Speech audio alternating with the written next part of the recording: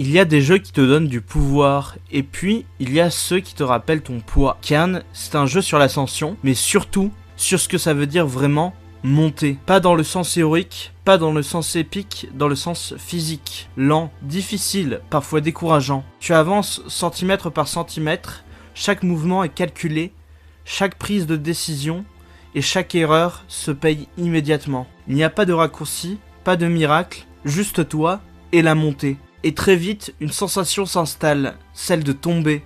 Pas seulement dans le vide, mais dans le doute. Est-ce que tu peux continuer? Est-ce que ça vaut le coup? Pourquoi tu t'infliges ça? Et pourtant, tu remontes. Cette sensation-là, elle rappelle quelque chose. Pas dans la forme, mais dans l'émotion. Comme dans Death Stranding, où marcher devient un effort, où la répétition devient un langage, où les tâches longues, parfois fastidieuses, finissent par te connecter à quelque chose de plus profond.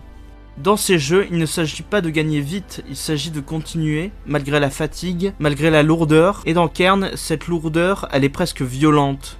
Parce que le jeu ne te protège pas, il te laisse ressentir l'effort, le vrai, la tension dans chaque mouvement, la peur de mal faire, la chute comme une conséquence, pas comme une punition. Et cette sensation est amplifiée par quelque chose d'essentiel, la direction artistique, le travail de Mathieu Bablé.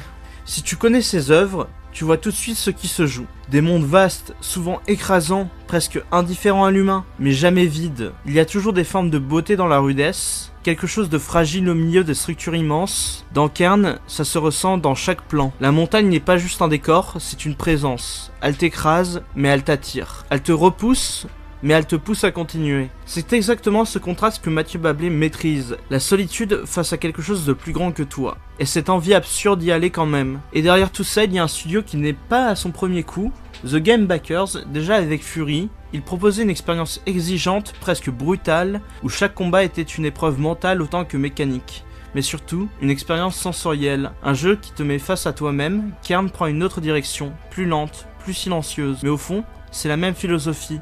Te faire ressentir, pas juste jouer. Cairn ne cherche pas à être confortable, il ne cherche pas à te flatter, il te met face à quelque chose de simple et dur, l'effort, la répétition, la chute, et surtout, la décision de continuer. Ce n'est pas une ascension héroïque, c'est une ascension humaine avec ses doutes, ses hésitations, ses moments de faiblesse, mais aussi cette chose étrange, cette petite voix qui te dit « encore un pas ».